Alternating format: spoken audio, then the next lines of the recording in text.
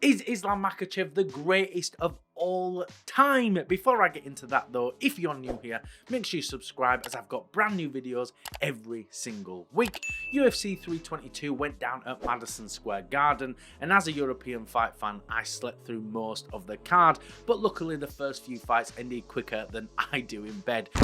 Just how fast? Well, thanks to slow motion, we're able to time his draws to less than 0.2 of a second. So catching up was pretty easy, but let's break down the fallout of the main card, starting with the main event, Islam Makhachev versus Jack Della Maddalena. For 5 straight rounds, Islam dominated this fight, 50-45 across the board. Was it surprising?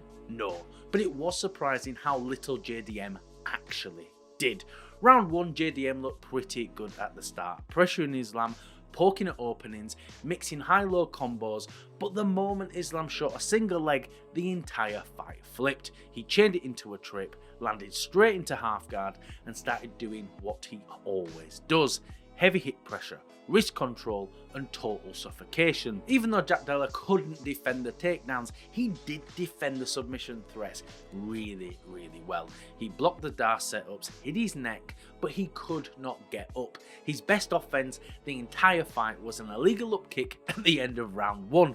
Round 2 though, JDM tried some wild whizzer throw that ended with himself throwing onto the ground and giving Islam the easiest takedown of his life, and right into Islam's corner where Khabib could scream instructions to him. Horrendous place to be in. Round 3 was JDM's best round, and calling it best, he's doing a lot of heavy lifting. He landed a few good strikes, but Islam's calf kicks were adding up, and one of them visibly hurt JDM, and Islam immediately dumped him and got him on his back again. Between rounds 3 and 4, you could see JDM was physically and mentally gone. Round 4 started, and shocker, Islam took him down again. JDM somehow manages to fall directly into Islam's body triangle, and I have no idea what the fuck he was doing when he rolled into that. And then round 5, Jack is down 4-0 and he needs a finish. His corner tried to motivate him, and he comes out and he does nothing. No urgency, no fire, no championship mindset. And the 5th round played out just like the rest did, and Jack defended against Islam's submissions pretty well through the entire fight, and we've seen Islam finish better grapplers than JDM, especially with that modified Darce. But defense alone isn't enough, and we see this happen constantly against Dagestani fighters. People focus so much on surviving that they actually forget they need to fight back. Alex Pereira showed us exactly what to do against the Daggies: walk forward, bully them, and make them fight backwards. It's almost impossible to wrestle effectively while retreating. Jack didn't attempt any of that, and Islam wins 50-45, becomes a 2-division champion, and absolutely cements himself in the GOAT conversation. A 16-fight win streak, 6 straight title fights, and if he keeps defending at welterweight, he has a real chance to surpass John Jones and GSP in the GOAT conversation. But Islam wasn't the only one chasing greatness tonight. Zhang Weili moved up to face Valentina Shevchenko. I've got to put my hands up here. I got this one completely wrong.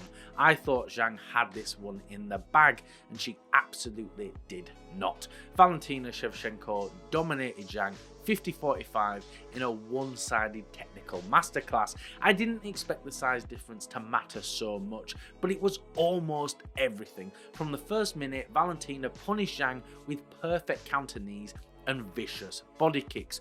Zhang simply couldn't solve the range, and Valentina didn't even need to be the aggressor. She just sat back, waited for Zhang to crash into range, countered her clean, then body locked her to the mat and held her there, and that was rinse and repeat for 25 minutes over 5 rounds. Zhang's corner situation also fell off. Almost all English speaking coaches, for a fighter who struggles with English, that can't have helped in the technical exchanges, but credit where credit is due. Zhang risked everything chasing greatness, vacated her own belt and put it all on the line. She's already one of the greatest of all times, but 125 probably isn't her division. The size advantage was just too great, and jumping up in weight class is also incredibly harder for female divisions.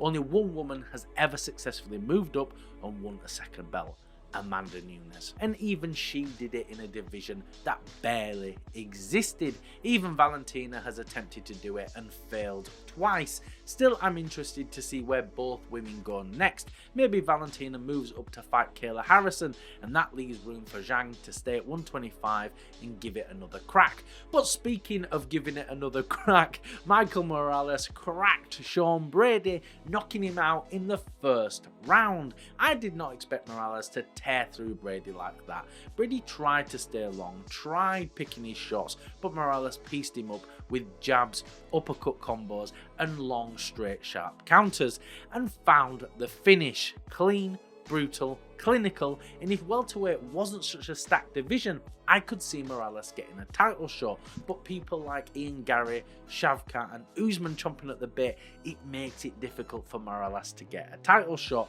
Though Morales will probably be waiting a long time, beating a former champion puts Morales in good stead in the future. And someone else who finished a former champion in devastating fashion was Carlos Prates, who iced Leon Edwards in the second round. It's disappointing to see Leon Edwards fall so badly. He's gone from world champion to 3 straight losses in a row.